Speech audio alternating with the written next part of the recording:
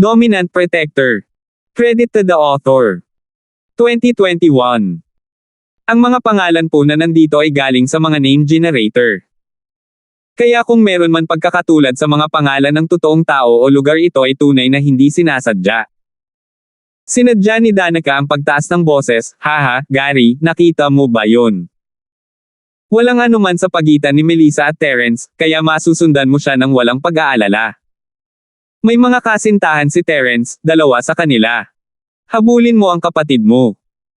Hindi natuwa si Yasi, hindi niya gusto na maging masyadong malapit si Melissa kay Terrence, ngunit maaaring si Melissa ay isang taong nagustuhan ni Terrence, o hindi niya ito tutulungan sa lahat ng oras.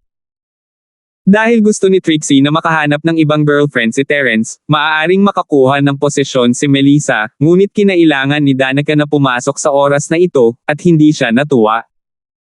Ito ay isang panloob na salungatan, ano ang kinalaman nito sa iyo? Habulin ang kanyang kapatid na babae. Natigilan si Gary. 10 taong gulang pa lang ang kapatid niya. Hindi siya bagay sa akin. Gary, insulto ang paghabol sa kapatid mo. Paliwanag ni Danica, namumula sa hiya. Bata, pinapagalitan mo ba ako?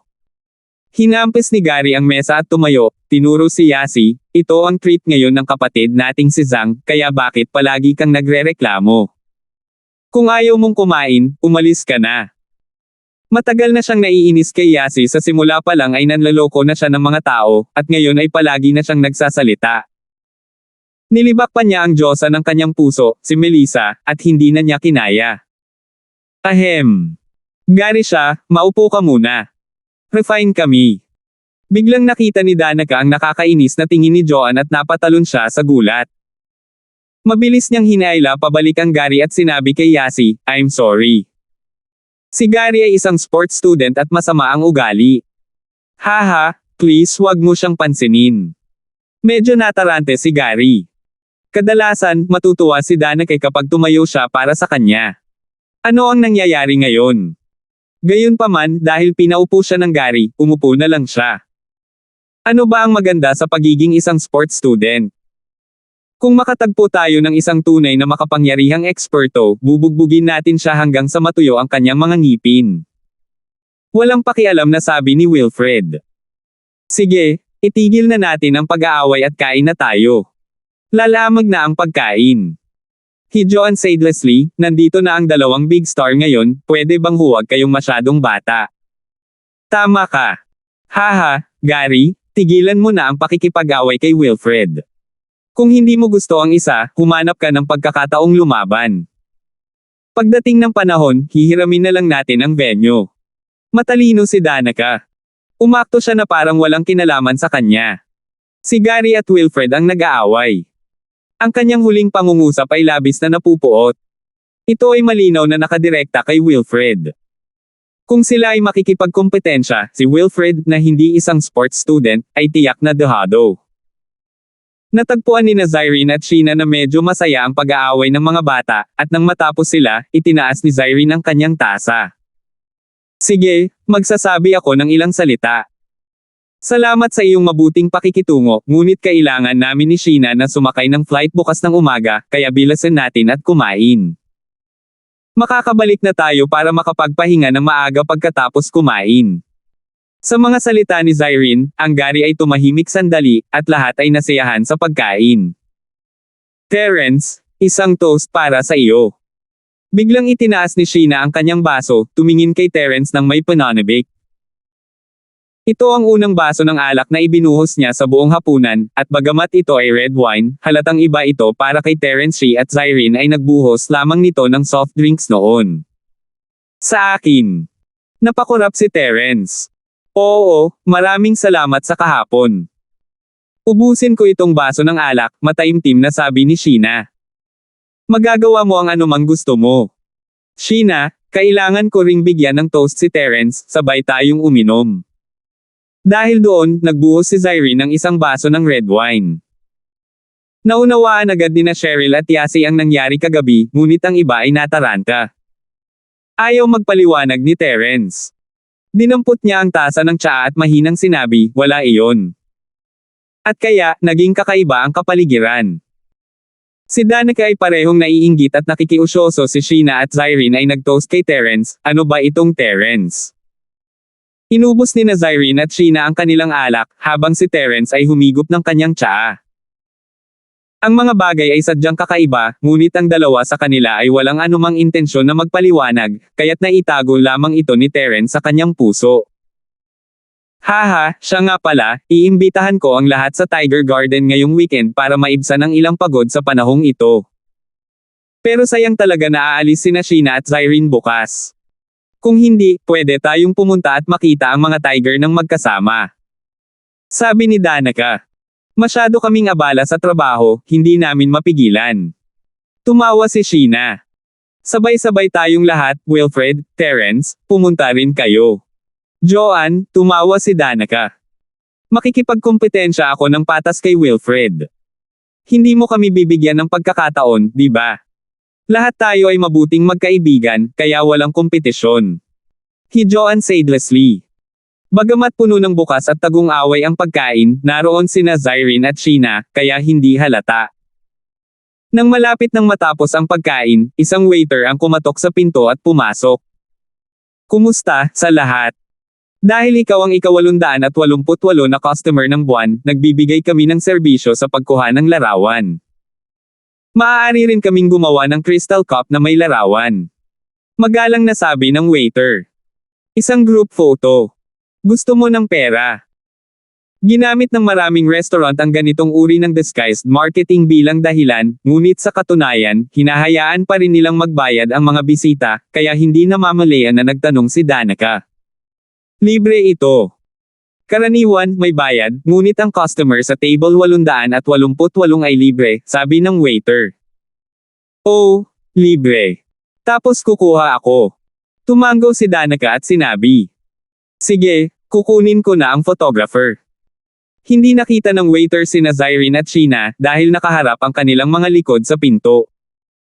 Walang magawa sina Zyrene at Sheena nang marinig nila ang salitang kuhanan ng litrato. Kung tutuusin, baka medyo mahirapan kung ilalabas nila ang photographer dito. Maya-maya, dumating na ang photographer. Hindi na siya nagulat sa sunglasses ng mag-asawa dahil maraming customer ang gustong magmukhang cool sa kanilang mga larawan. Pagkakuha ng litrato ay umalis na ang photographer. Maya-maya, dumating ang waiter na may dalang magandang crystal cup na may larawan ng grupo. Isa lang. Inakala ni Danica na bawat tao ay makakakuha ng isa, ngunit isa lamang. Paano nila ito mahahati sa napakaraming tao? Sir, maaari kang magdagdag ng higit pa, ngunit ang una ay libre. Kailangan mong bayaran ang natitira. Sabi nung waiter. 2022 hanggang 2023. May bayad din, isa para sa bawat tao. Ikinaway ni Danica ang kanyang kamay at sinabi. Paano niya hahatiin ang tasang ito? Okay, sir. Please wait a moment. Sabi ng waiter at umalis para gawin ang tasa. Tingnan ko, tingnan ko.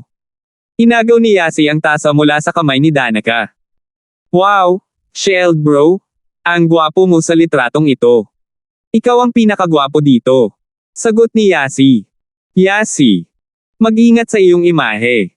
Walang magawang sabi ni Cheryl. Sa panahon ng photoshoot, pinilit ni Yasi na ilagay si Terence sa pagitan nila na hindi nagbigay ng pagkakataon kay Melissa. Wala siyang pagpipilian kundi ang tumabi sa kanya, at labis na ikinatuwa ni Yasi ang kanyang sarili. Pagkaraan ng ilang sandali, dinala ng waiter ang inihandang basong kristal. Sa pagkakataong ito, lahat ay nagkaroon ng isa, walang higit pa, walang kulang. Halos tapos na ang lahat sa pagkain, kaya sinabi ni Danica sa waiter, waiter, magkano ang bill? Sir, gumastos ka ng kabuoang $200,900. Kung hindi ang pagbabago, ito ay $20,000. Sabi nung waiter. Oh, ay swipe mo ang card mo. Ibinigay ni Danica ang isang card ng walang pag-aalala, ngunit biglang napagtanto na may mali, hindi tama iyon, bakit $200,000? Halatang $130,000 to $14,000 yun diba? Dati nang nakalkula ni Danica ang presyo sa kanyang puso. Ang mga pagkaing iyon ay $130,000 lamang. Isama man ang alak, 140,000 na lang. Paano ito magiging higit sa 200,000? Tama, sir. Ito ang listahan ng mga gastusin mo. Pakitingnan. Ang waiter ay hindi nagpakita ng anumang paghamak, sa halip ay magalang na kumuha ng isang bill at iniabot ito kay Danica. Ito ay, mga kristal na frame, tig 5,000. Nanlaki ang mga mata ni Danica. Mayroong higit sa 10 tao sa kanyang linya ng trabaho, at ang kristal na frame lamang ay nagkakahalaga ng $6,000. Hindi nakakagulat na nagkakahalaga ito ng higit sa $20,000. Yes, sir. Ang crystal photo frame na ito ay gawa sa tunay na kristal, hindi salamin. Ang bawat isa sa kanila ay may halaga ng koleksyon. May mga eksperto na mga sertipiko dito. Paliwanag ng waiter. Ganun ba? Tumingin si Danica sa malaking tumpok ng mga kristal na tasa at gustong umiyak ngunit walang luha. May mga larawang nakaprint sa mga ito, kaya wala siyang choice kundi bilhin iyon. Malungkot na mukha lang ang nasabi niya, okay, card. Gayunpaman, hindi sapat ang perang ibinigay niya kay Sheena. Ilang daang libo na lang ang natitira sa card. Iniisip ni Danica kung anong dahilan ang maaari niyang gamitin para humingi ng karagdagang pera sa kanyang ama. Pagkatapos kumain, hinatid ni Terence si Melissa, Joanne, at Leroy pabalik sa paaralan. Babalik na sana siya sa Villa kasama si San Juan nang may makita siyang 2 taong nakatayo sa madilim na parking lot, nakakaawa. Sa masusing pagsisiyasat, sino pa kaya ito kundi si Jenny at Chito? Jenny. Inihinto ni Terence ang sasakyan at tumingin kay Jenny, nagulat. Bakit kayo nakatayo sa parking lot? Terence bro, hinihintay namin na pabolaikin mo kami. Malungkot na sabi ni Jenny, akala ko nakalimutan mo na kami. Buti na lang at sa wakas ay naalala mo na at nakabalik. Ibig mong sabihin kanina ka pa naghihintay dito para ihatid kita pa uwi. Nanlaki ang mga mata ni Terence. Oo. Sabi ni Jenny habang tumatango. Hindi ba nakaparada ang X5M mo doon? Hindi ka ba marunong magmaneho? Napatingin si Terence sa X5M na hindi kalayuan sa parking lot, nagulat. Hindi ko dinala ang mga susi ko. Nakasakay ako sa kotse mo nitong nakaraang 2 araw, at akala ko mabigat ang mga susi, kaya hindi ko dinala. Sabi ni Jenny. Hindi mo dinala ang mabigat na susing halimaw. Si Terence ay lubusang natalo ni Jenny, kung gayon bakit hindi mo ako tinawagan? Ako, ngunit ang kanyang telepono ay naka-off. Sabi ni Jenny, na nakadama ng pagkakamali. Naalala ni Terence na pinatay niya ang kanyang telepono kapag nagpe-perform siya, natatakot na may tumawag sa kanya. Sige, sumakay na tayo sa kotse. Ngumiti ng mapait si Terence, kung hindi mo na ako mahanap sa susunod, sumakay ka na lang ng taxi pabalik. Hindi malayong maglakad pabalik. Natatakot akong sunduin mo ulit ako. Mag-aalala ka kung hindi mo kami mahanap. Sabi ni Jenny. So hindi kita tatawagan. Sige, pasok ka, sabi ni Terence na may mapait na ngiti. Terence, paano mo makakalimutan si Jenny habang kumakain? Si Cheryl ay walang masamang damdamin kay Jenny. Pagkatapos ng ilang araw na pakikipag-ugnayan, naramdaman niya na ang babaeng ito ay hindi isang mapanlinlang na tao. Siya ay tanga at madaling pakisamahan. Ayos lang, Cheryl. Uuwi lang ako at kakain ng instant noodles. Sabi ni Jenny. Shield bro, bakit hindi mo sila ipaghahanda ng makakain pag uwi mo? Nakakaawa sila, nagugutom na sila. Naawa din si Yasi kay Jenny. Kinailangan niyang tumayo sa hangin ng taglaga sa buong gabi. Ito ay talagang miserable. Ayos lang, Yasi. Palagi kaming kumakain ng instant noodles, sanay na kami. Gabi na. Hindi mo na kailangang problemayan ang sarili mo, mabilis na sabi ni Jenny. Ayos lang. May nakahanda na pagkain sa bahay. Tutulungan kitang magluto. Wala namang problema. Si Terence, sa kabilang banda, ay labis na napahiya, ang kanyang pagkakamali ngayon ay naging dahilan ng pagtayo ng 2 sa parking lot ng isang buong gabing walang pagkain, at nakaramdam siya ng kaunting guilty. Kung gayon, salamat, Terence bro. Masayang sabi ni Jenny. Bumalik ang sasakyan sa villa, at bumaba ng sasakyan sina Terence at Zyrene. Binabalak ni Feng San Huang na pabalikin si Sheena sa hotel, ngunit ayaw nang bumalik ni Sheena. Senior sister, pwede mo ba akong tulungan na makausap si Terence? Dito ako magstay ngayong gabi, okay? Awang-awang sabi ni Sheena, kagabi, pagkatapos ng insidenteng iyon, bumalik ako sa hotel. Sa sandaling ipinikit ko ang aking mga mata, nakita ko ang mga magnanakaw na iyon. Sa sobrang takot ko ay hindi ako makatulog ng maayos buong gabi. Nakatulog lang ako ng madaling araw. Nakakatakot. Hindi ako nangangahas na mamuhay ng mag-isa. Ayos lang Ate Sheena. Kung natatakot ka, pwede kang manatili dito. Mapagbigay na sabi ni Cheryl. Si Sheena ay isang bituin na nagustuhan niya, at siya rin ang junior ni Zyrene. Paanong hindi siya pumayag? Nang matapos si Cheryl sa kanyang pangungusap, napagtanto niya na hindi na siya ang may-ari ng villa, si Terence na. At kaya, lumingon si Cheryl kay Terence, medyo nahihiya. Terence, pwede ba? Naunawaan ni Terence kung ano ang iniisip ng Miss, ngunit ngumiti pa rin siya, magkakaroon ka ng bahagi ng villa na ito ngayon, tulad ng Starfield. Maaari kang magdesisyon. Naantig si Cheryl sa sinabi ni Terence. Salamat, Anya. Wala lang. Magpatuloy kayo sa pag-uusap. Magluluto ako ng pagkain para kay Jenny at Chito. Sabi ni Terence. Si Jenny at Chito ay tila hindi tagahanga ng mga kilalang tao. Si Chito ay mahiyain at hindi gaanong gustong magsalita, habang si Jenny ay tila nabighani kapag siya ay nagsasaliksik ng isang bagay. Hindi niya binitawan ang kanyang tablet at patuloy na nagsusulat at gumuhit. 2023. Kaya't dumiretso ang dalawa pabalik sa villa pagkababa ng sasakyan, hindi nakikipag-usap kay Zyrene o Sheena. Nagulat ito kay Terence mula ba sa mundong ito ang dalawa. Hindi sila mahilig humabol sa mga kilalang tao. Pumunta si Terence sa kusina at gumawa ng pagkain bago ipinadala kay Jenny. Terence bro, salamat. Ibinaba ni Jenny ang kanyang tablet nang makita niya si Terence. Tumakbo siya palabas para tulungan si Terence sa mga pinggan. Gusto mo bang pumasok at maupo sandali?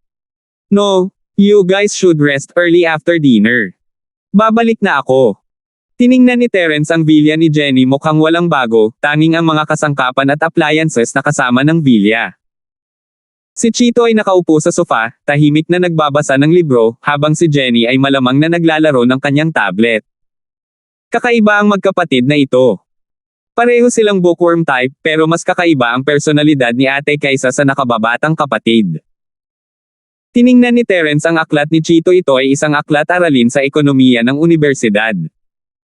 Normal para sa kanya na magbasa sa bahay, ngunit si Jenny ay gumagamit ng isang tablet upang makipagpalitan ng ilang alchemy formula.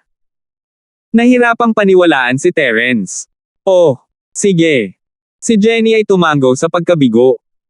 Tama, Terence bro, kumusta ang iyong pananaliksik sa alchemy?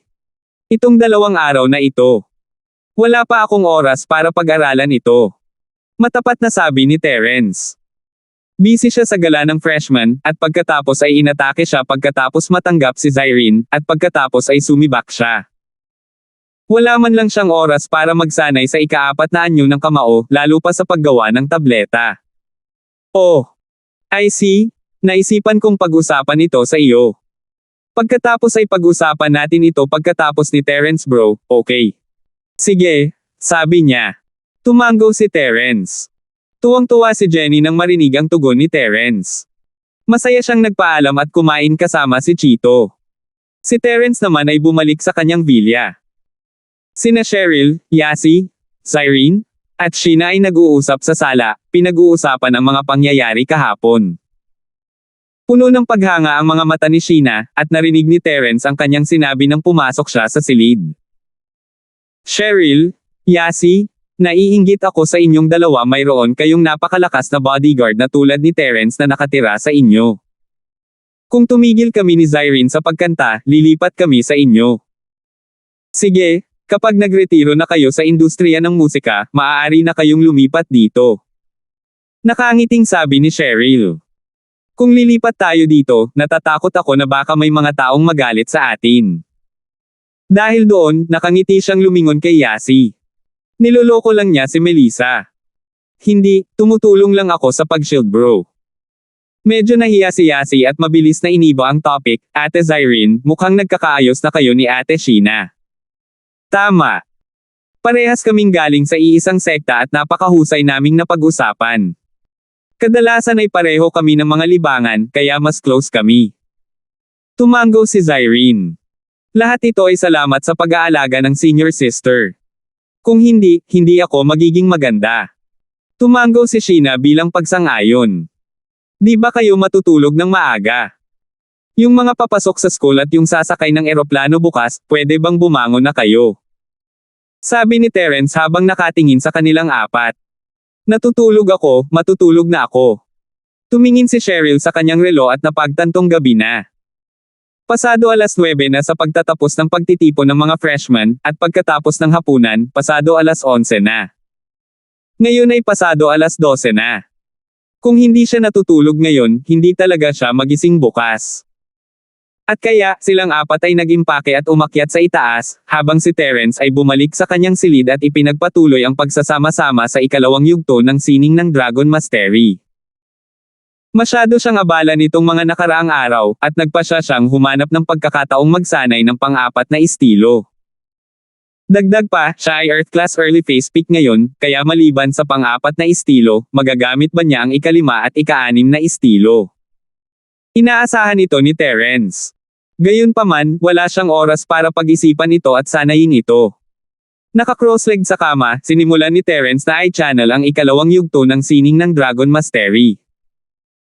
Ang kanyang lakas sa Earth Class Early Phase Peak ay medyo stable na ngayon, at ang tagumpay na ito ay hindi masyadong nakakagulat. Kung tutuusin, malapit nang makalusot si Terence noon, ngunit kailangan lang niya ng pagkakataon na malagpasan ang limitasyon, at nangyari ang pagkakataong ito sa gitna ng labanan. Sa kabutihang palad para kay Terence, dumating ang pagkakataong ito sa pagtatapos ng labanan, ang sandali ng pagpapasya. Kung ito ay lumitaw bago iyon, si Terence ay nasa panganib. Paano siya makakalusot sa Peace with the Earth Grademan in Black na nanunood sa kanya?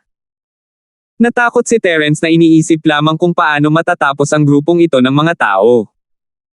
Gayunpaman, sa pamamagitan ng labanang ito, nakatuklas si Terence ng isang kalamangan. Kaya niyang bawiin ang kawalan niya ng lakas gamit ang martial arts. Parang isang Earth Class Early Phase lang siya, pero sa kanyang mga espesyal na kakayahan, hindi siya mahina kahit na humarap sa isang Earth Class Mid-Phase. Ang unang galaw ng kanyang mabangis na apoy na kamao ay aktwal na katumbas ng ikalawang galaw ng Earth Grademan in Black's Ice Cold Snow Spike. Sa madaling salita, hanggat puno ang stamina ni Terence, kaya pa rin niyang labanan ang mga kaaway na mas mataas sa kanyang antas. Ang pagtuklas na ito ay nagpagulat at nagpasaya kay Terence. Akala niya ay wala na ang Mystic Class advantage na mayroon siya, ngunit ang kakayahan ni Tito Fu ang nagpabalik sa kanya sa dati niyang kinalalagyan. Ang pang-apat na kamao ng nagngangalit na apoy ay sapat na upang ibagsak ang isang Earth Class sa kalagitnaan ng yugto. Sa madaling salita, madali niyang mapabagsak ang isang kalaban na isang klase lang ang layo mula sa kanya. Hanggat ginamit niya ang pang-apat na galaw, Wildfire Fist, sa umpisa pa lang, hindi na makakayanan ng kanyang kalaban. Gayunpaman, ano ang pakiramdam na harapin ang Earth Class Mid-Phase Peak ngayon? Umaasa siyang magagamit niya ang ika-5 at ika-6 na anyo ng kamao ng nagngangalit na apoy sa ganoong paraan, magkakaroon siya ng lakas upang labanan ang Earth Class Mid-Phase Peak. Sa katunayan, ang hindi alam ni Terence ay nagawa niyang labanan ang mga tao na higit sa kanyang antas dahil sa Wildfire Fist. Isa itong top-tier na kasanayan, ngunit nakadepende ito sa practitioner. Si Terence ay may martial skill na kinuha niya mula sa kuweba, at magagamit niya ang bawat galaw ng Wildfire Fist ng buo, tulad ng lumikha ng kasanayan. Naiintindihan niya ang esensya ng bawat galaw. Ngunit ito ay naiiba para sa iba. Gaano man kalakas ang kasanayan, magkakaiba ang pangunawa ng bawat isa.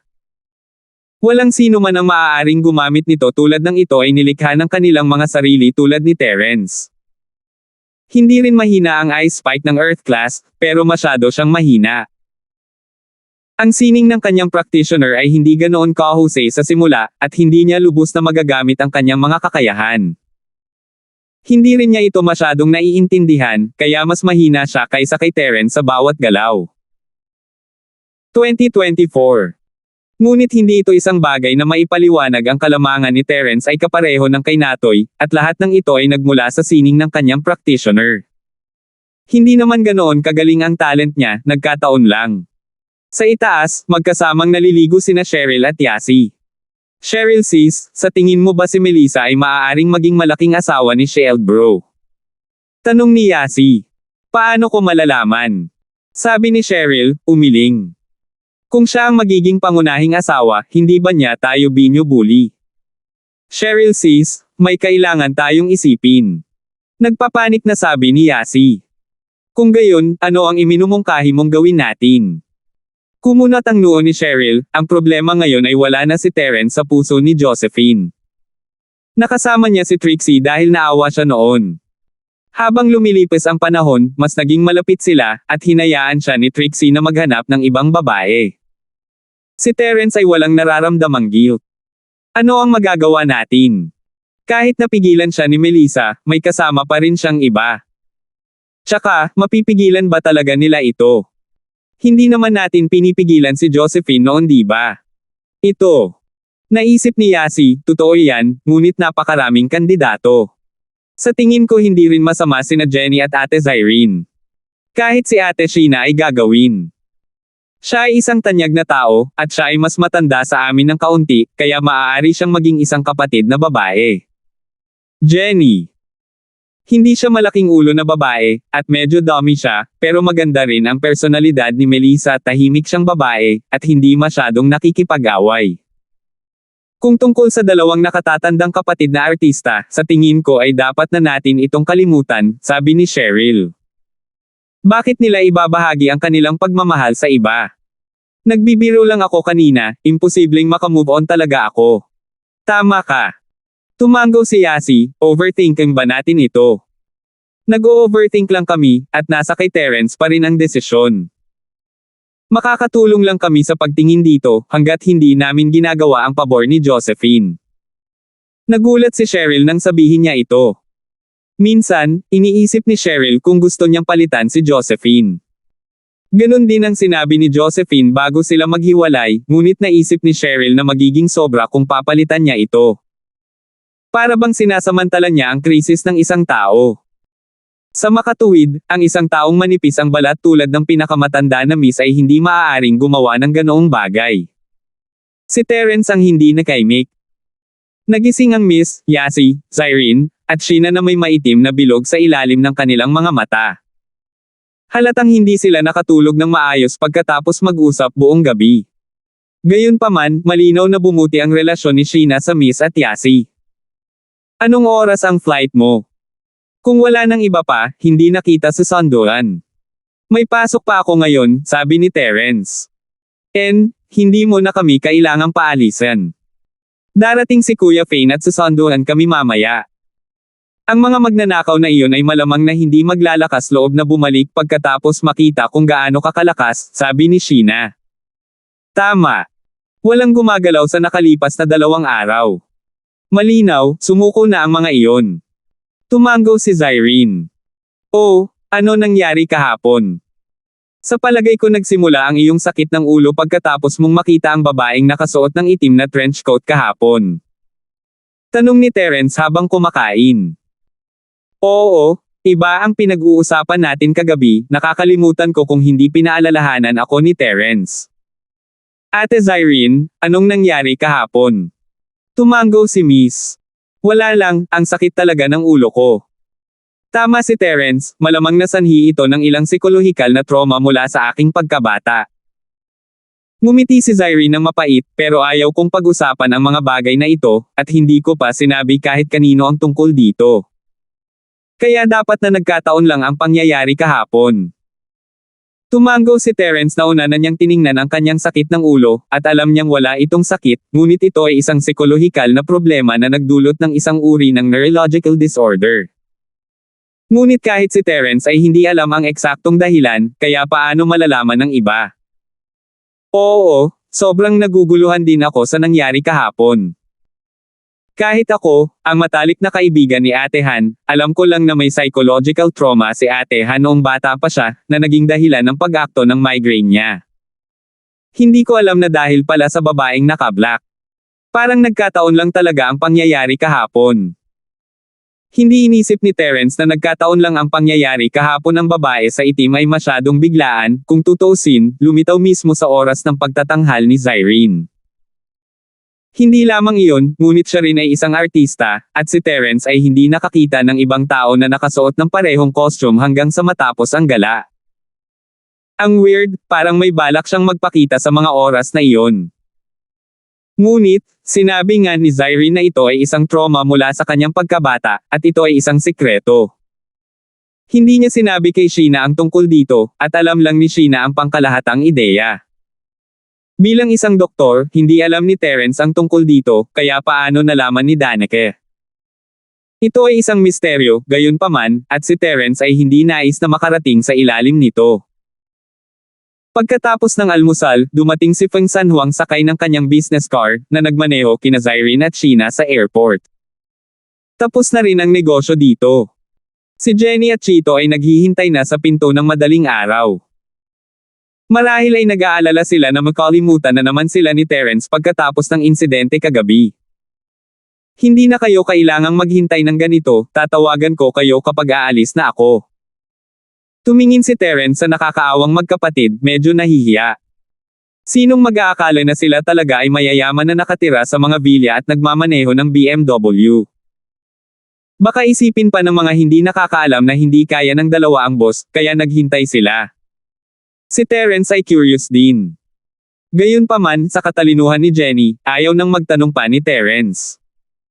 Kung hindi niya makuha ang sagot, baka tanungin siya pabalik ni Jenny. Matapos humiwalay si Terence sa miss at sa iba pa, naglakad siya patungo sa biology department kasama si Jenny. Habang naglalakad si Jenny, kinakalikot pa rin niya ang kanyang tablet computer na parabang na-addict siya dito. Maayos siyang naglalakad sa pangunahing kalsada, ngunit nang makarating siya sa isang maliit na daanan, aksidente niyang natapakan ang gilid ng takip ng manhole. Dahil dito, sumandal ang kanyang katawan at muntik na siyang matamba. Si Jenny ay sumigaw ng sorpresa nang hindi malay. Bahagyang natahimik si Terence, ngunit hindi niya maaaring hayaang mahulog siya ng ganoon. Hindi lamang mababasag ang tablet, ngunit si Jenny mismo ay nasa isang kakilakilabot na kalagayan. 2025. Kaya mabilis siyang sinalo ni Terence, at nahulog siya sa kanyang mga bisig. Sa mga tagalabas, parang magkayakap silang dalawa. Sok! Sok! Wala ka man lang nakuha, tapos ngayon nakakakuha ka pa ng isa. Wala ka namang pagod, kawawa. Isang maasim na boses ang narinig mula sa likuran ni Terence. Lumingon siya at nakita niyang nakapulupot si Tiger. May kinalaman ba ito sa iyo? Pangalaway ang master mo, don't tell me nangangati ka na naman sa pambubugbog. Malamig na tiningnan siya ni Terence. Nakatingin si Pancho kay Jenny at gustong makipaglaro sa kanya, ngunit hindi niya inaasahan na matatalo siya ni Terence dito. Natural, hindi siya natuwa tungkol dito, kaya sinabi niya ito kay Terence. Terence, hindi mo ako kailangang takutin sa klase ni Boss Bale. Hindi ako natatakot sa iyo. Kung gusto mong mapatalsik, bugbugin mo ako. Si Pancho, sa kabilang banda, ay nakatingin kay Terence ng may panghahamak, na parabang hindi siya natatakot sa anumang bagay. Anong nangyayari sa klase ni Boss Bale? Sumimangot si Terence, maaaring may hindi niya alam. Hindi mo alam. Natigilan din si Pancho pero mabilis siyang nagpaliwanag, kahit saang pamilya ka man o sekta nang galing, kung dito ka mag-aaral, mahigi ka kahit dragon ka o tigre. Kapag nanggugulo ka dito, mapapatalsik ka. Tumingin si Pancho kay Terence na may mapangasar na ekspresyon, na parang sinasabi na hindi maglalakas loob si Terence na gumawa ng kahit ano sa kanya sa pagkakataong ito. Hindi man kita kayang talunin, kainisan kita hanggang kamatayan. Oh, I see. Kaya pala tinawag kang right coiling tiger. Sabi ni Jenny habang tumatango. Anong kinalaman nito sa pangalan ko? Nagdilim ang mukha mo, Pancho. Pinapaalalahanan lang kita na huwag lumabag sa mga patakaran. Huwag mong isipin na mayroon kang anumang mga espesyal na pribilehiyo dahil lamang sa isa kang alchemist. Sino ang hindi isang alchemist? Lahat ng nandito ay kailangang makinig kay Boss Bale. Ah, Terence bro? Bakit sinabi niyang alchemist ka? Ikaw ba? Tanong ni Jenny, nagulat. Siyempre isa siyang alchemist, at napakagaling niya dito. Kung gusto mong matuto ng alchemy, maaari mo siyang tanungin at hayaan siyang magturo sa iyo. Walang pakialam si Pancho na magdulot ng problema kay Terence. Terence bro, bakit mo sinabing hindi ka marunong gumawa ng pills? Nagtataka si Jenny kay Terence. Dahil ang right coiling tiger ay masigasig, maaari mo siyang turuan ng alchemy. Sa pamamagitan nito, itinuro ni Terence ang pag-ikot ng tiger. Siya ay isang alchemist, maaari mo siyang tanungin. Ah, ikaw Pancho, pwede mo ba akong turuan ng alchemy? Lumingon si Jenny upang tingnan ang kanang nakapulupot na tigre. Gusto ni Pancho na subukan ang background ni Terence upang makita kung siya ay isang refiner at kung gaano siya kagaling. Iyon ang dahilan kung bakit niya hiniling kay Jenny na tanungin si Terence, ngunit hindi niya inaasahan na babarilan niya ang kanyang sarili sa paa. Haha, ang kakayahan ng pamilya namin sa alchemy ay maipapasa lang sa mga kapamilya mo, hindi sa mga tagalabas. Tumawa si Pancho at sinabing, si Terence naman, practitioner ka, di ba? Hindi ka naman masyadong nagsasalita di ba? Mabilis na ituro sa kanya ang iyong mga kasanayan sa alchemy, kung gusto mong manligaw ng isang tao, kailangan mong magbigay ng kapalit. Naghinala si Pancho sa husay ni Terence mula nang makita niyang binili ni Terence ang hanggal na kalderong iyon. Sinong refiner ang bibili ng ganoong uri ng basura?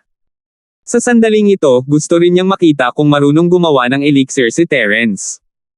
Hindi ako marunong mag-concoct ng pills. Mahinang sabi ni Terence. Hindi inaasahan ni Pancho na sisigot si Terence ng ganoon kadirekta, at lalo siyang nataranta. Alam ba ni Terence kung paano gumawa ng elixir? Tama, hindi marunong gumawa ng elixir si Terence bro in the first place. Pareho tayong nag-aaral nito. Tama, ikaw Pancho, kung marunong kang gumawa ng elixir, turuan mo kami. Magkaklase tayong lahat, huwag mong itago sa sarili mo. Sabi ni Jenny. Ahem. Busy ako, aalis muna ako. Ikaw Pancho ay hindi nang ahas na magsalita ng walang ingat. Bagamat maraming impormasyon tungkol sa mga alchemist ay pampubliko, ang kontrol at pag-activate ng iyong pamilya sa apoy ng alchemy ay nagmula sa Sky Elixir Sect na napabuti. Natakot si Pancho na baka magkamali siya kung masyado siyang magsalita, kaya umalis muna siya. Terence bro, anong problema niya? Hindi niya ibinabahagi sa iba ang kanyang magagandang bagay, napakasama niya. Malungkot na sabi ni Jenny habang nakatingin sa kanang nakapulupot sa papaalis na likod ni Tiger. Gusto mo talagang matuto ng alchemy? Tumingin si Terence kay Jenny, at lalong hindi ito kapanipaniwala. Akala niya ay curious lang siya, at nawalan siya ng interes pagkaraan ng ilang araw. Gayunpaman, tila hindi ito ang kaso ngayon. Hindi na masasabing interesado si Jenny sa alchemy. Nawala lang sa isip niya. Ang kanyang pagsusuri at pagsasaliksik ng alchemy ay naging formulaic. Ah! Terence bro, bakit mo ito tinatanong? Sa lahat ng oras na ito nag-aaral ako ng alchemy, sabi ni Hanjing. Paano ako magiging peke? Tumango si Terence. Masasabi niya na si Jenny ay talagang may kakayahan sa paggawa ng mga table tasks. Kung gayon, nakipag-ugnayan ka na ba sa alchemy dati? Bakit gusto mong matuto ng alchemy? Sa totoo lang. Nakakuha ako ng personal na tala ng alchemist, kaya nagsimula akong mag-aral ng alchemy. Sabi ni Jenny, medyo nahihiya, pasensya na, Terence bro hindi kita kilala ng lubusan, kaya hindi ko sinabi sa iyo. Natakot ako na aalisin mo ang notes ko, pero ngayong na-realize ko na mabuti kang tao, hindi ko na ito itatago sa iyo. Mga personal na tala ng isang alchemist. May ganyan ka ba? Tanong ni Terence, nagulat. Saan mo nakuha? Ang anti-gang palengke. Ngunit nascan ko na ito sa isang larawan at inilagay ito sa aking tablet. Ipapakita ko sa iyo. Sabi ni Jenny. Sige. Hindi inakala ni Terence na talagang mabibili ni Jenny ang mga personal na tala. Medyo hindi siya makapaniwala na may mabibilang ganito. Mabilis na nakita ni Jenny ang scanned version ng mga notes sa kanyang tablet at ipinasa ito kay Terence. Terence bro, nandito na. Tingnan mo, pwede mo akong pag-aralan. Kinuha ni Terence ang tablet at tiningnan ito ng mabuti. Ang Jenny na ito ay maaaring magmukhang tanga, ngunit hindi siya ganoon katanga. At least, hindi niya sinabi sa kanya ang tungkol sa mga personal notes noon dahil hindi naman sila close. Ngayong naging maayos na ang kanilang relasyon, sa wakas ay inalis na rin niya ito. Gayunpaman, ang nagpa-curious kay Terence ay ang mga tala ay mayroon lamang ilang mga pamamaraan upang makontrol ang temperatura ng apoy at ilang mga talaan ng mga reaksyong panggamot sa pagitan ng iba't ibang sangkap. Sa madaling salita, walang binanggit kung paano paikliin ang apoy mula sa simula hanggang sa katapusan, tanging ang mga pamamaraan na ito. Ano ang mga bagay na isinulat mo sa tablet? Tanong ni Terence. Noon pa man ay curious si Terence, hindi niya lubos na naiintindihan ang ibig sabihin ni Jenny nang sabihin niyang ito ay tungkol sa paggawa ng mga elixir sa pamamagitan ng siyentipikong pamamaraan. 2026. Ito ay ang temperatura at kontrol ng apoy para sa pagdadalisay ng iba't ibang mga table tasks, pati na rin ang mga pagbabago ng iba't ibang mga halamang gamot sa kaldero sa bawat sandali. Gayunpaman, kung ano ang sinasabi nito tungkol sa pangunawa, kapangyarihan ng pag-iisip, at pang-anim na pandama ay masyadong hindi kapanipaniwala. Sa palagay ko ay hindi ko makontrol ang mga ito ng maayos, kaya't ibinuod ko ang mga pamamaraan at pamamaraan ng alchemy na ito sa tumpak na mathematical formula kung kailan ako makakapag-apoy, at kemikal. Maaaring magpino ng mga table tasks ayon sa mga formula, hindi ko kailangang gamitin ang aking mga kamay upang maramdaman ang temperatura o ang mga pagbabago sa mga sangkap na panggamot. Ikaw. Ang ganitong paraan ng pag-iisip ay talagang nakakalaban sa langit. Narinig niyang sinabi ni Jenny na gusto niyang pagsamahin ang mga sinaunang at makabagong pamamaraan, ngunit pagkatapos ng kanyang paliwanag, napagtanto niya kung gaano kagulat-gulat at kasuklam-suklam ang kanyang ideya. Gumagamit ng mga siyentipikong pamamaraan upang gumawa ng mga elixir na tulad nito kahit ang mga sinaunang sekta ay malamang na hindi man lang mag-isip tungkol dito, pabayaan si Terence. Hindi niya inaasahan na si Jenny ay napaka-orihinal at nagsimulang pag-aralan ito. Hindi pa banggitin kung siya ay magtatagumpay, ang ideya lamang na ito ay higit na kahanga-hanga kaysa sa iba. Pinapapuri mo ba ako, Terence bro?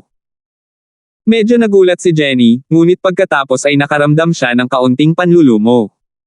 Si Jingjing ay talagang hanggal. Matapos ang napakatagal na pagsasaliksik, hindi pa rin niya maisip kung paano paiikliin ang apoy ng tableta. Hindi ito available sa internet, at hindi rin ako makabili ng libro. Paliitin ang apoy ng tableta. Tutulungan kitang makaisip ng paraan. Sabi ni Terence pagkatapos ng ilang pag-aalinlangan. Hindi niya sinabi sa kanya na mayroon siyang mga sining ng pagpino sa refinement fire na magiging sobrang peke. Parang ipinagpalit niya ang sining para sa refinement fire kapag ipinakita sa kanya ni Jenny ang kanyang mga tala. Ipaparamdam niya sa kanya na snob siya. Kaya't nagpa siya si Terence na sabihin kay Jenny mamaya, hindi ito masyadong biglaan. Okay, salamat, Terence bro. Tila walang anumang hinala si Jenny habang naglalakad siya papasok ng silid-aralan kasama si Terence.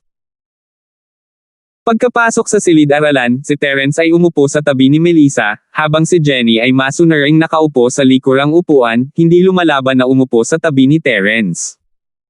Kuya Lin, nandito ka na. Lumabas na ang resulta ng mga freshman gala. Nakuha ng klase natin ang unang pwesto, at ang programa ng pagkanta ang nakakuha ng unang pwesto. Tuwang-tuwang sabi ni Wilfred nang makita niya si Terence. Napakabilis lumabas ng mga resulta. Tanong ni Terence, nagulat. Actually, ito ay inilabas kagabi, ngunit ito ay inihayag lamang ngayong umaga. Number 1. Ito ang unang pagkakataon sa kasaysayan na nanalo ang aming botika ng parangal, at nakakamangha. Sabi ni Wilfred. Ha, ngunit kung gusto ni Danica na bumalik sa kanyang salita, walang paraan. Sabi ni Terence. Oo, napakasama ng batang yun. Siya ang unang nag-invite sa celebrity, pero sinabi pa rin niya ang mga katagang iyon. Grabe. Pero mabuti, walang magawang sabi ni Wilfred.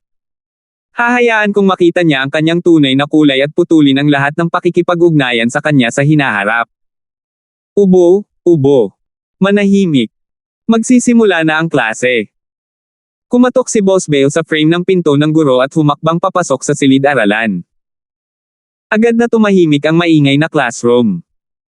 Sa sobrang takot ni Wilfred ay mabilis siyang bumalik sa kanyang upuan. Sobrang nasiyahan si Boss Bale sa performance ng lahat. Tumango siya at umakyat sa podium. Sa freshman gathering kahapon, hindi naman masama ang performance ng lahat, kaya gusto kitang bigyan ng papuri.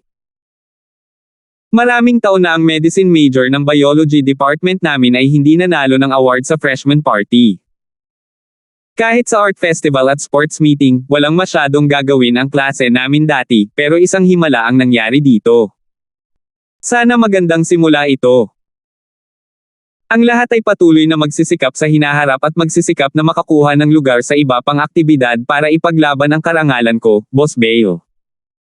AI? Paano ito posible? Sa pagkakataong ito ay dahil mayroong isang malaking bituin. Oo, kung walang tulong ng isang malaking bituin, tiyak na hindi ito magagawa ng aming klase. Manahimik ka, parang hindi naman masyadong mataas ang enthusiasm ng lahat. Pero may nakalimutan akong sabihin sa iyo, at iyon ang nakakuha ka ng unang pwesto sa freshman singing category ng gala. Gagantimpalaan ko ang bawat isa sa iyo ng 2 credits. Sa hinaharap, kung nakakuha ka ng magandang rango sa isang event, bibigyan ka rin ng mga kredito, pagkatapos ay hindi ka na magre-reward ng mga credits ayon sa iyong ranking. Walang sinabi, pinaikit ni Boss Bale ang kanyang mga mata at walang pakialam na sinabi. Arg! Siyempre, bakit ako hindi? Talagang mananalo tayo ng award sa susunod. Tama. Sa pangunguna ng monitor ng klase, kailangan nating manalo ng award. 2 credits. Kapag nakaipon na ako ng sapat na credits, makakapagtapos ako ng maaga. Maging ikaw na Pancho, na walang ekspresyon sa lahat ng ito, ay labis na natuwa nang mabalitaan niyang bibigyan siya ng 2 akademikong kredito. Kung makakapagtapos siya ng maaga sa mga kamay ni Boss Bale, ito ay isang karangalan.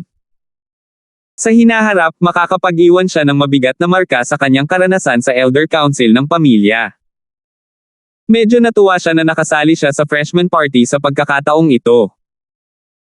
Kung hindi siya umakyat sa stage, natakot siya na baka iwan siya ni Boss Bale kapag nag-award siya ng credits. Sige, iyon lang. Ipagpatuloy natin. Pag-uusapan natin ang ilang karaniwang halamang gamot. Binuksan ni Boss Bale ang kanyang aklat-aralin at nagsimula ang klase. Si Jenny, na nagsusulat at nagdodrawing, ay inilapag ang kanyang tablet at nakinig sa lecture ni Boss Bale ng buong atensyon. Mabilis na lumipas ang umaga, at binigyan ng senyales ni Boss Bale si Terence pagkatapos ng klase. Terence, sumama ka sa akin sandali. Sige, sabi niya. Tumango si Terence, hindi man lang nagulat. Sinabi nga ni Boss Bale na hahanapin niya siya pagkatapos ng party, gusto niyang turuan siya ng hindi inaasahang kaalaman. Tumingin si Pancho kay Terence nang may inggit at selos. Hindi niya alam kung bakit hinahanap ni Boss Bale si Terence, ngunit ang isang bagay na tulad nito na halatang sinusubukang lumapit sa kanya ay naging dahilan upang gusto ni Pancho na lumipat ng pwesto kay Terence. Siya ay naghahanap ng pagkakataon na pasayahin si Boss Bale, ngunit wala pang nababagay. Sa isiping iyon, tumayo siya at sinundan si Terence at Boss palabas ng classroom. Minsan, ang mga pagkakataon ay nilikha ng kanyang sarili, kaya napagpasyahan niyang subukan muna ang kanyang kapalaran.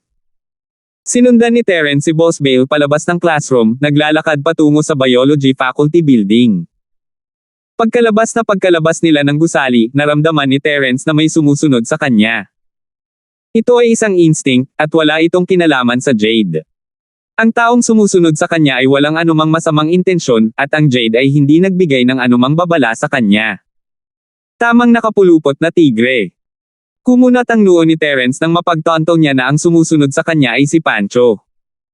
Boss Bale? May sumusunod sa atin. Tama ang pag-ikot ng tiger. Sabi ni Terence. Oh, right coiling tiger. Tumingin sa likod si Boss Bale at sinabing, huwag mo siyang pansinin. Oh! Dahil sinabi ni Boss Bale na huwag siyang pansinin, natural na walang ginawa si Terence. Sinundan niya si Boss Bale sa Biology Faculty Building. 2027. Palihim ding sumunod ang right coiling tiger. Nakakatawa si Terence na inakala ni Pancho na walang nakakita sa kanya, kaya sinadya niyang bukas ang kalahati ng pinto nang pumasok siya sa opisina ni Boss Bale. Ilang saglit siyang nakasimangot sa pinto bago lumakad si Pancho.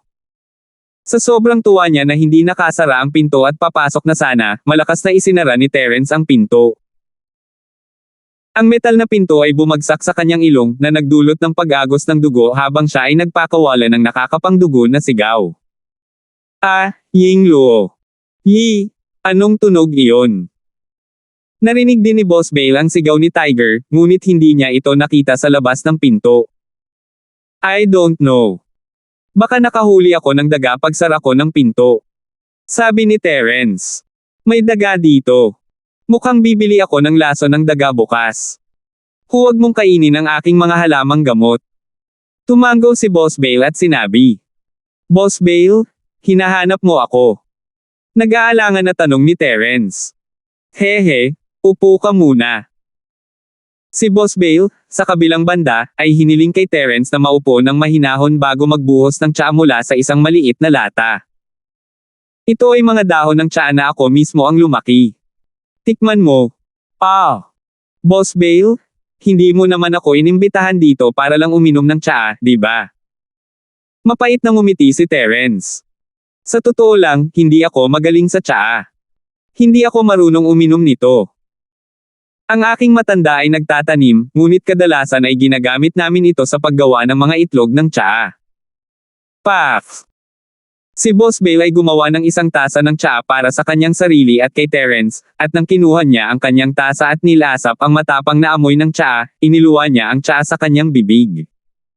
Kaya, huwag mong sayangin ito sa akin. Boss Bale, balik tayo sa negosyo, di ba? Nagkibit balikat si Terence. Sige. Ibinaba ni Boss Bale ang kanyang tasa at sinabing, Yi, lahat ng tao sa iyong klase ay maaaring mga estudyante ko, ngunit may pagkakaiba sa mga mag-aaral. Nagpaplano akong makahanap ng isang mahuhusay na mag-aaral na magtuturo sa akin ng ilang espesyal na kaalaman sa medikal, ngunit ikaw at ako ay nakatadhana, at iniligtas mo ang aking buhay, kaya... Huminto dito si Boss Bale at pinaikit ang kanyang mga mata kay Terence, naghihintay ng kanyang sagot. Boss Bale?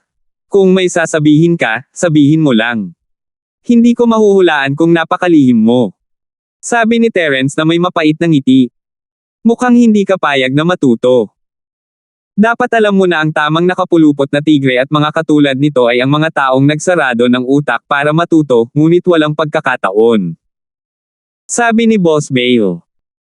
Sa pintuan, si Pancho ay nakikinig sa pag-uusap ni Terence at ni Boss Bale, at nainggit siya nang marinig niya na si Boss Bale ay magtuturo kay Terence ng ilang espesyal na kaalaman sa medisina.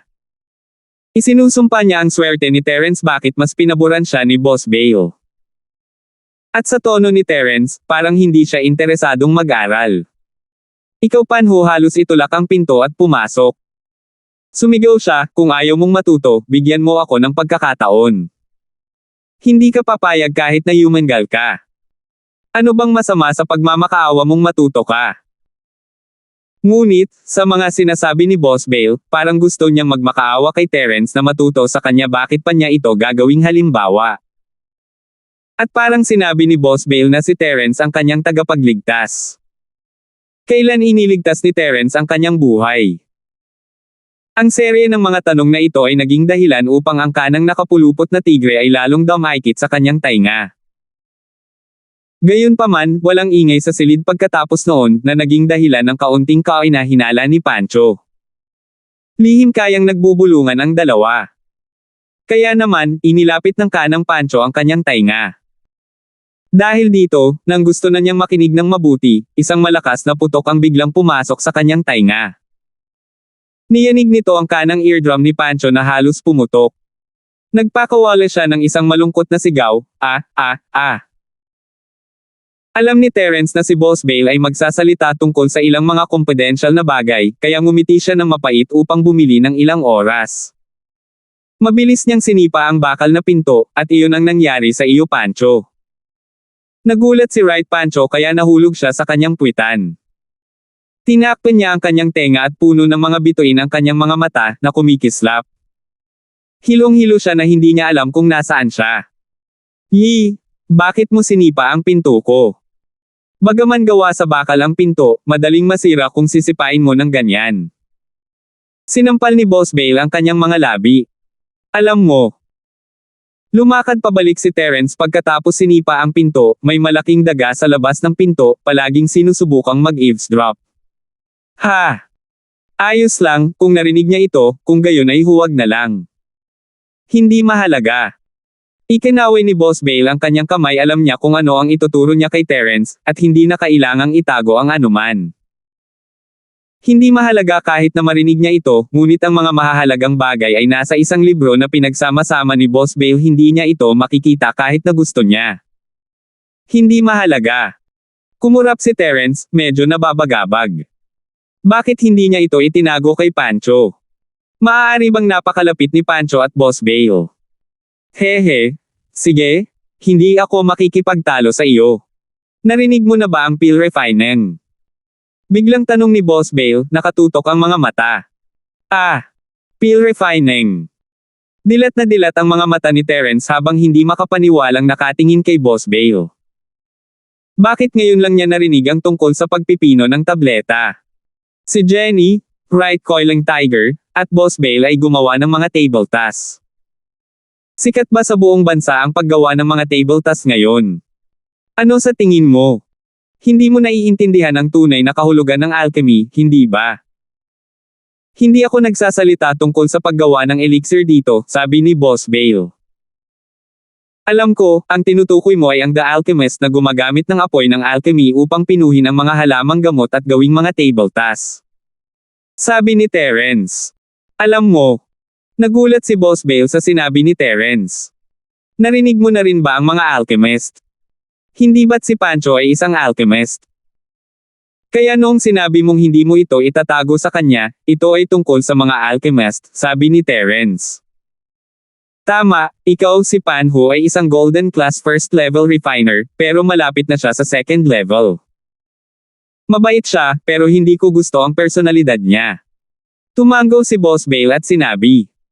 Ang batang ito ay mayroon pa ring ilang mga trick sa kanyang mangas. Kumunat ang noo ni Terence, medyo nagulat.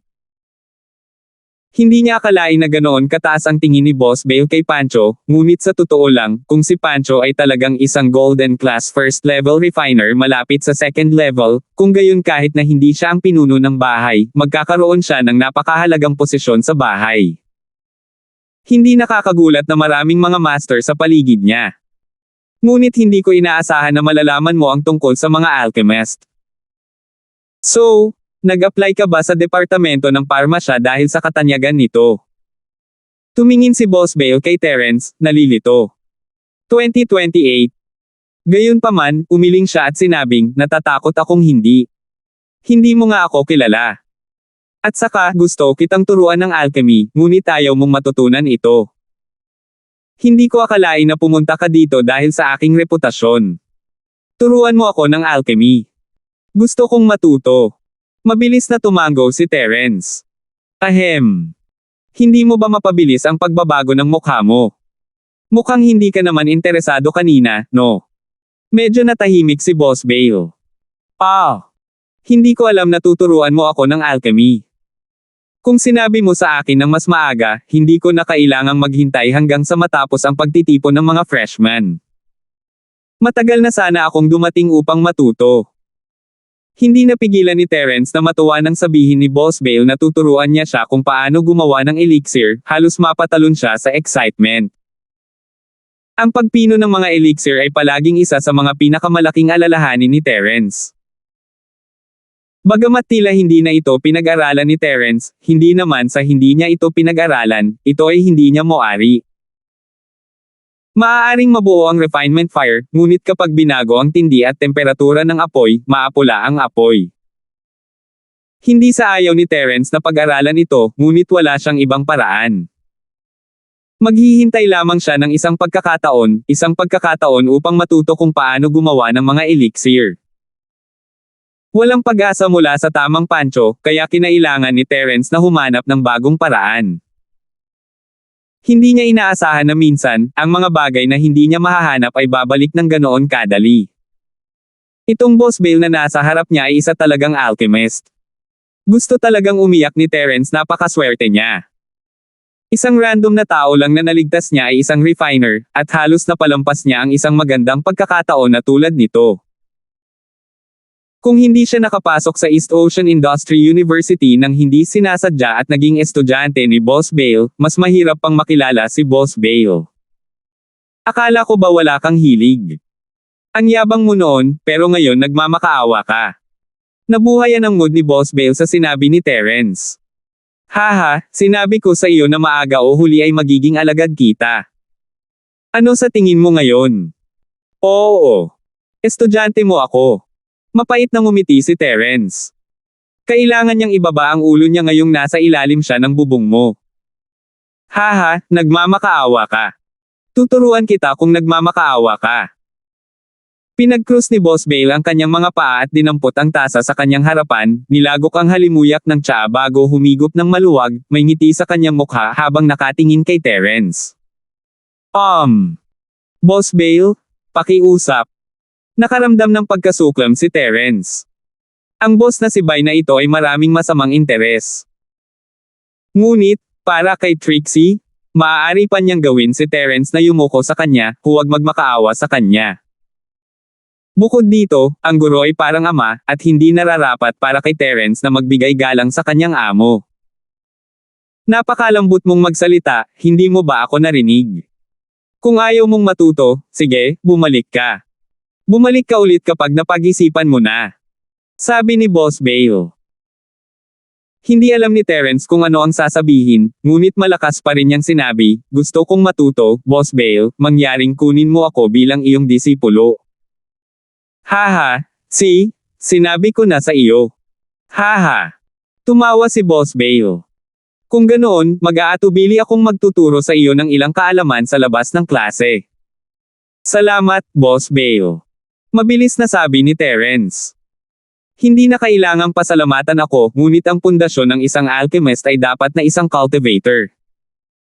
Alam mo ba kung ano ang isang cultivator? Kinawian ni Boss Bale ang kanyang kamay at seryosong nagtanong habang bumalik sa normal ang kanyang mukha. Alam ko. Tumango si Terence, ngunit medyo nalilito siya. Noong ginagamot niya si Boss Bale, hindi niya naramdaman na isa siyang practitioner. Ang kanyang mga meridian ay nabasag at nakaharang, at hindi niya magawang magtanim. Maaari ba siyang maging isang physical practitioner? Ngunit wala pang narinig si Terence na may karagdagang practitioner na nakakagawa ng mga elixir, kaya Boss Bale. Sa isiping iyon, kakaibang tumingin si Terence kay Boss Bale, isa kang cultivator. Hindi. Umiling si Boss Bale. Tapos marunong ka mag-refine ng pills. Hindi maintindihan ni Terence kung bakit direktang sisigot si Boss Bale. Ayoko, umiling pa rin si Boss Bale. Kung gayon. Hindi mo ba ako tuturuan ng alchemy? Tumingin si Terence kay Boss Bale, medyo naghihinala. Ito ay pill refining. Si Boss Bale, gayunpaman, ay nagsabi, hindi pa ako tapos. Hindi ako cultivator ngayon, hindi rin ako isang alchemist, ngunit dati na ako. Paano nagkaroon ng kanta na kinanta? Hindi ako naging alchemist sa loob ng maraming taon. Hindi nakaimik si Terence. Nakakatawa ang matandang ito. Gayunpaman, siya ay isang apothecary sa nakaraan, ngunit siya ay hindi na. Sa pagtuturo, walang problema. Katulad ni Tito Fu, hindi na niya magagamit ang Wildfire Fist, ngunit maaari pa rin niyang gabayan si Terence kung paano ito gamitin. Ano? Hindi ka naniniwala sa akin. Nakita ni Boss Bale ang pagkabigo sa mga mata ni Terence at nanlilisik, nakita mo ba iyon? Ang mga katulad mong Pancho ay mula rin sa isang pamilyang alchemy. Gaano ba sila kahirap na matuto mula sa akin? Siyempre hindi. Nakakapagtaka lang. Alchemist ka noon, at mukhang napakalakas mo, kaya paano ka nabugbog hanggang sa nabasag o nabara ang mga meridian mo, mukhang napaka-miserable. Sabi ni Terence na may mapait na ngiti. Sino ang nagsabing binugbog ako? Nagdusa ako ng chi deviation noong nagpipino ako ng mga table tasks, at ang aking medicinal cauldron ay sumabog. Nanlaki ang mga mata ni Boss Bale. Kung hindi lang sana ako nasugatan sa pagsabog, hindi ako magiging ordinaryong lecturer dito sa alchemy skills ko. Noon, nakiusap sa akin ang mga sinaunang sekta at pamilyang iyon na gumawa ako ng pills, pero wala akong pakialam. Nakahinga ng maluwag si Terence sa mga salita, so ang lalaking ito ay dating isang top-tier refiner. Hindi katakataka na ang kanang kamay na si Tiger ay hindi naglakas loob na kumilos ng padalos-dalos sa kanyang harapan, at may mga sinabi pa siyang kakaiba sa kanya sa umaga. Si Boss Bale ay talagang isang kamangha-manghang tao. Paano ito? Natatakot ka ba? Kung alam mo ang tungkol sa mga practitioner, dapat alam mo ang tungkol sa mga nakatagong bahay, mga sinaunang bahay, at mga sinaunang sekta. Sabi ni Boss Bale, natuwa sa sarili. Alam ko. Huminga ng malalim si Terence, Boss Bale, hindi ko akalain na magiging maalamat ka pala. Legend. Dati yon. Hehe, lumpo na ako. Kaya ko pang magturo ng mga disipulo, pero imposibleng mag-refine ako ng pills. Umiling si Boss Bale bilang panunuya sa sarili at sinabing, ako, si Liju, ay hindi maaaring hayaang sirain ng aking henerasyon ang aking pamilya. Kaya, pumili ako ng 2 disipulo, at isa sa kanila ay ikaw. Ano? Liju. Ahem. Halos mabulunan si Terence. Miracle Dr. Liju. Narinig mo na rin ang pangalan niya. Galing ka sa pamilya ng mga doktor, kaya hindi nakakagulat na kilala mo ang taong ito. 2029. Tumango si Boss Bale, tama, tagapagmana ako ng sekta ni Liju. Nag-iwan lang ang master ko ng isang hindi kumpletong tala ng alchemist, at hindi man lang niya ako tinuruan ng formula ng alchemy fire ng alchemist bago siya namatay. Naging Grandmaster Alchemist lang ako dahil sa talent ko. Walang kinalaman ang pangalan ni Liju sa akin, Zhang lang. Nakakatakot. Og. Hindi alam ni Terence kung ano ang nangyayari, napasa ka lang ng master mo ng mga tala ng alchemist at namatay siya. Oo, nagkaroon din siya ng chi deviation noong nagpurifine siya ng pills at napatay sa pagsabog ng medicine cauldron. Pero, mas swerte ako sa kanya at mas maganda ang medical skills ko kaysa sa kanya, kaya nakaligtas ako.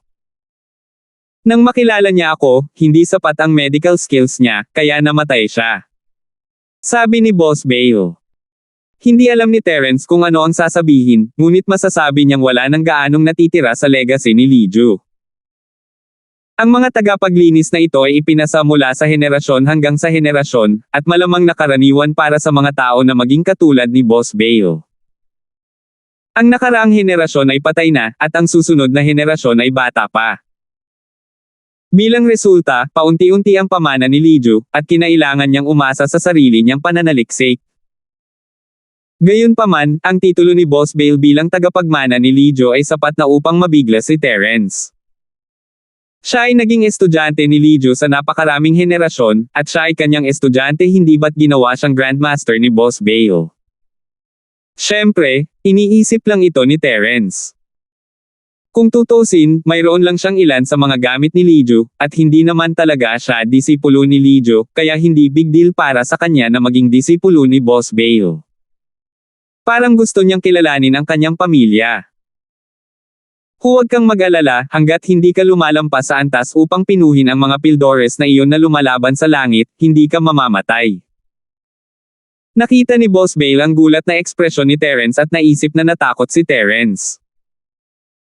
Mabilis niyang ipinaliwanag, nakarating kami sa isang bottleneck sa aming alchemy at patuloy na nagsisikap na gumawa ng isang pambihirang tagumpay. Sinubukan naming gumawa ng mas mataas na grado ng mga table tasks, ngunit hindi namin makontrol ng mabuti ang apoy ng tableta, kaya't ang Pogen ay sumabog. Kung gumawa ka lamang ng mga ordinaryong tableta, hindi magkakaroon ng anumang panganib. Sa karamihan, mabibigo ka lamang. Hindi ka masasaktan. Umiling si Terence sa kanyang ulo, hindi siya naiintindihan ni Bai. At saka, bakit matatakot si Terence na masaktan? Kahit na sumabog ang kaldero at nasaktan si Terence, nasa kanya ang Jade Space. Ano ang dapat katakutin? Hanggat hindi siya namatay sa pagsabog, makakabawi siya hanggat may natitira pang hininga. Mula sa sinabi ni Boss Bale, sila ay ipinasa mula sa henerasyon hanggang sa henerasyon, at ito ay naipasa sa napakaraming taon. Nangangahulugan ito na kahit na sumabog ang hurno sa proseso ng pagpino, hindi siya mamamatay kaagad. Kahit papaano ay magkakaroon siya ng ilang oras upang sabihin ang kanyang mga huling salita, at sa gayon ay gumaling na si Terence noon. Hindi ako nag-aalala tungkol doon. Nagulat lang ako. Kung hindi ako nagkakamali, ang impormasyon na nakuha mo ay medyo maganda, at nagawa mong maging isang Grandmaster sa pamamagitan ng sarili mong pagsisikap. Ito ay kamangha-manghang. Sabi ni Terence. Totoo yan. Tumango si Boss Bale. Bago mamatay ang aking amo, ipinasa niya ang kanyang kaalaman sa dalawang tao. Ang isa ay ako, at ang isa ay malamang na walang sapat na talento, kaya nawala siya pagkatapos makuha ang manual. Ngunit ang aking Panginoon ay desperado din. Mamamatay na siya, kaya hindi siya makapili ng kahalili. Tumango si Terence, kung hindi dahil sa talento ni Boss Bale, mawawala na talaga ito. Kaya nga naghahanda ako para sa tag-ulan. Naghahanap ako ng kapalit bago ako mamatay. Kapag namatay ako, huli na para makahanap ng kapalit. Sabi ni Boss Bale, pati, ang aking master ay puno ng kaalaman, ngunit hindi niya ito ini-summarize sa isang libro. Ang mga personal na tala ng alchemist ay inayos ng kanyang master. Bagamat hindi ito masama, hindi niya napanatili ang marami sa kanyang sariling mga teorya.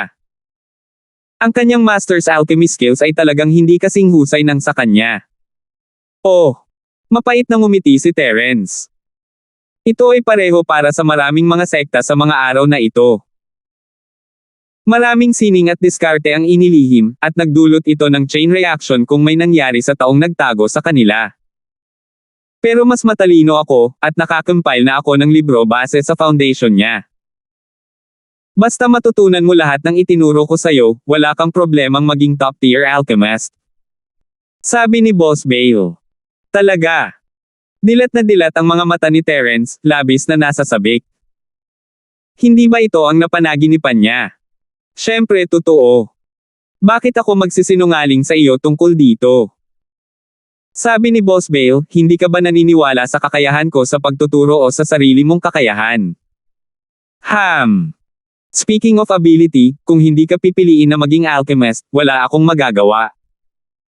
Nagulat si Terence sa sinabi ni Boss Bale, hindi ang material na iyon. Siya. Kahit na sa mga personal na tala ni Liju, wala pa rin siyang natutunan mula rito, hindi kaya talaga siya na-cut out para dito. Siyempre, hindi binanggit ni Terence ang isang salita tungkol sa mga tala ni Liju, ito ay isang malaking bagay, pagkatapos ng lahat, at naunawaan niya na siya ay nasa Earth Class Early Phase Peak lamang ngayon, at isang nakatagong bahay na maaari mong lipulin sa isang galaw. Kahit na hindi ka nag-eavesdrop, si Terence ay walang sasabihin ngayon. Kahit na ipakita ni Terence ang mga bagay na ito kay Boss Bale, kailangan muna niyang maging malakas. Kung hindi, siya ay magiging tulad ng tableta ng pagpapahaba ng buhay at paglilinis ng lason, na may napakaraming tao na nagnanasa dito. Mapapakidnap pa niya si Guanzin. Kung ang isang normal na recipe ay ganito, kung gayon ang mga personal na tala ni Liju ay mas malala pa. Maraming nawalang mga recipe din doon, at hindi lang maipakita ni Terence ang mga ito sa sinuman. Tungkol naman sa mga sugat ni Boss Bale, sa kanyang mga sirang meridian at pinsala, maaaring may paraan si Terence para pagalingin siya, ngunit hindi niya ginawa. Si Boss Bale ay sobrang sikat, napakasikat na kahit ang mga sinaunang sekta ay alam ang kanyang pag-iral. Kung biglang gagaling ang kanyang mga meridian, hindi kaya maghahinala ang mga taong ito. Dagdag pa, ang mga meridian ni Boss Bale ay nasira sa kakaibang paraan. Kung tama ang hula ni Terence, hindi lamang ang kanyang mga meridian ay nasira, ngunit mayroon ding maraming lason mula sa apoy na nakaharang sa loob. Walang tiwala si Terence sa pag-alis ng ganitong uri ng bagay. Ang pill fire poison ay iba sa normal na chi poison. Ito ay ibang anyo ng pag-iral na binago mula sa chi, at hindi man lang makontrol ni Terence ang kanyang sarili, kaya paano niya maaalis ang chi deviation. Noong panahong iyon, kung hindi siya nag-iingat at nakaranas ng backlash mula sa lason ng apoy ng tableta, talagang magagalit siya. 2030. Kaya, kahit natulungan ni Terence si Boss Bale na gumaling, kailangan niyang ganap na makabisado ang refinement technique at magkaroon ng isang tiyak na antas ng lakas sa kanyang sarili. Kung hindi, hahanapin niya lang si kamatayan. Pagkatapos ng lahat, si Chester at ang iba pa sa paligid ni Terence ay nawasak ang kanilang mga meridian, at maaari silang gumaling sa pamamagitan ng nerve opening pill o ng maliit na recovery pill. Kahit na pinaghihinalaan ito ng mga tao, maaari pa rin itong ipaliwanag. Ang kakaibang kababalaghan ni Terence ay maaaring ipaliwanag ng kanyang espesyal na sining, ngunit kung biglang gumaling si Boss Bale, kung gayon ito ay isang malaking problema. Si Boss Bale ay isang refiner sa simula, at tiyak na makakakuha siya ng isang bagay tulad ng meridian opening pill o ang maliit na recovery pill. Kung mapapagaling ni Terence ang isang pinsala na hindi niya kayang pagalingin ang kanyang sarili, hindi ito magiging magandang bagay para kay Terence ngayon. No one would covet the arts, since most of the time, hindi magagamit kahit ninakaw. Maraming mga sinaunang sekta at bahay ang may mataas na kalidad na sining, ngunit kakaunti lamang ang maaaring magsanay nito, tulad ng Chrysanthemum Arts at the Heaven-Defying Arts. Ang mga sining na ito ay nangungunang klase, ngunit hindi lahat ay maaaring magsanay ng mga ito. Ito rin ang dahilan kung bakit walang sino man ang may anumang ideya tungkol sa sining ng practitioner ni Terence. Maraming tao ang may magagandang bagay, ngunit hindi nila ito magawa. Ito ay pareho sa pamamaraan ng puso ng pamilya ng Sullivan. Maliban sa bloodline ng Sullivan family, walang ibang makakapagtanim nito.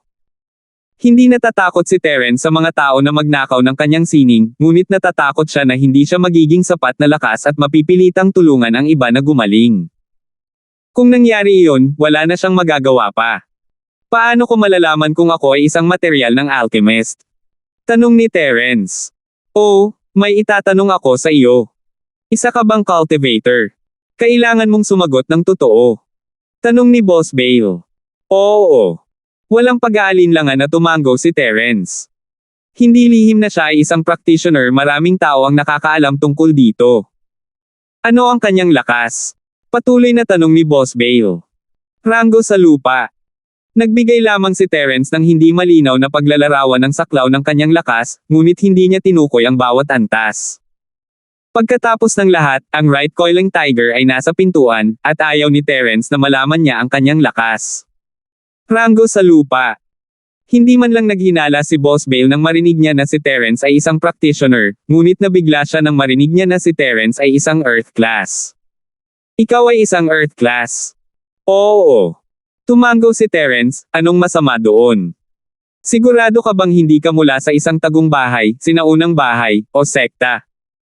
Tumingin si Boss Bale kay Terence, nalilito. Hindi. Ako ay isang practitioner, sabi ni Terence. Maaari talagang maabot ng isang buhong cultivator ang Earth class.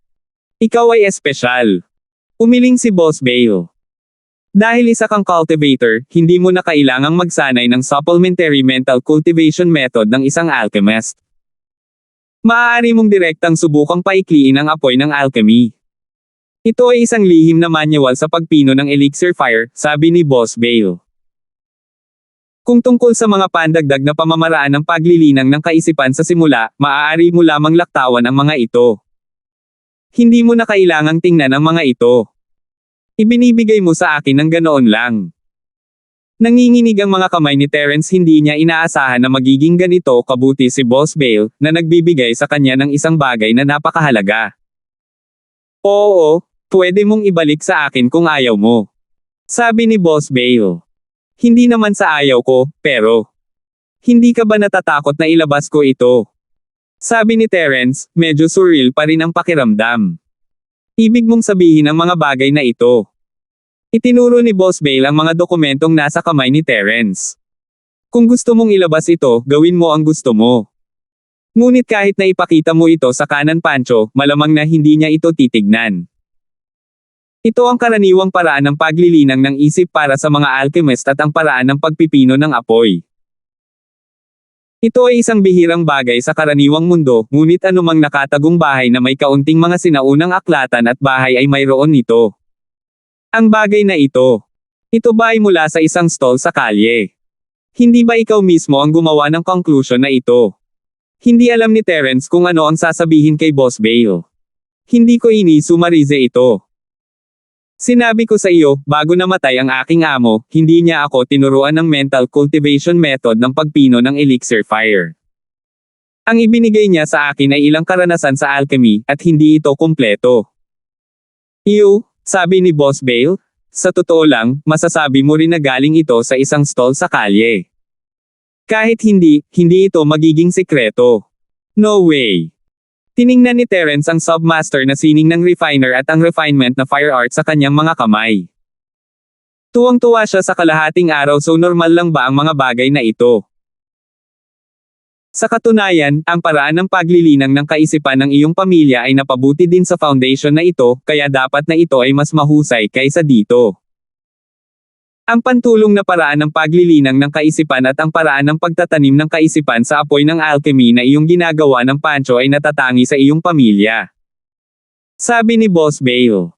Kung gayon, ano ang ginagawa ng tamang coiling tiger dito? Tanong ni Terence. Hindi siya nagpunta rito para pag-aralan ang mga bagay na ito. Sa halip, pumunta siya rito para alamin ang mga paraan ng pagpino ng iba't ibang gamot na table task, ilang mga alchemy fire control techniques, at ilang kaalaman sa mga katangiang panggamot na aking na-summarize. Sabi ni Boss Bale. Hindi ba't ibig sabihin na ang tamang likid na tigre ay walang pakialam na matutunan ito? At gusto mong matutunan ko ito? Mapait na ngumiti si Terence habang tinitingnan ang impormasyon sa kanyang mga kamay, wala ka bang mas magandang lihim na manual? Hindi. Napabuntong hininga si Boss Bale. Sa katunayan, ang mga pamamaraan ng mental cultivation na ito ay pareho kapag napag-aralan mo na ang mga ito. Ito ay isang bagay lamang ng personal na ugali. Ang pinakalayunin ay ang gawing alchemy fire ang tunay na chi ng isang tao sa pamamagitan ng mental cultivation chant. Ang layunin ay pareho, kaya pamilyar ako sa alchemy fire na pamamaraan ng mental cultivation. Wala akong pakialam sa pag-aaral ng iba pang pamamaraan ng mental cultivation. Naisip mo na ba ang iyong disipulo? Tanong ni Terence, hindi nakaimik. Bata pa ako at mapusok noon, bakit ang dami kong iniisip? Sa oras na iyon, kung gugustuhin ko, gumamit ako ng mataas na antas ng mga table tasks para ipalit sa ilang support arts at refinement na fire arts mula sa Sky Elixir sect, pero hindi ko akalain na magiging makabuluhan o kapaki-pakinabang ito. Karanasan, ngunit hindi ako papayag. I see. Tumango si Terence habang tinitingnan ang impormasyon sa kanyang mga kamay. Nanlamig ang kanyang puso, at gusto niyang umiyak ngunit walang luhang lumalabas. Kung ang support arts at ang fire refinement chant ang pinakapangunahing bagay, hindi ito magiging kasing ganda ng nakuha niya mula sa puntod ni Liju. Ang nasa libingan ni Liju ay napaatras na si Terence, kaya malamang na hindi ito mas maganda. Nasaraan ng loob si Terence sa naisip. Sige, bumalik at subukan ang mental cultivation method ng pagpino ng alchemy fire ayon dito. Kung makatagpo ka ng anumang problema, puntahan mo ako anumang oras. Hindi pa ako nakakapagtanghalian, sabi ni Boss Bale. Kumain ka na, matutulog na rin ako. May tanong ako. Nag-alinlangan si Terence. Salamat po at sinamahan ninyo ako, ingat lagi mga master.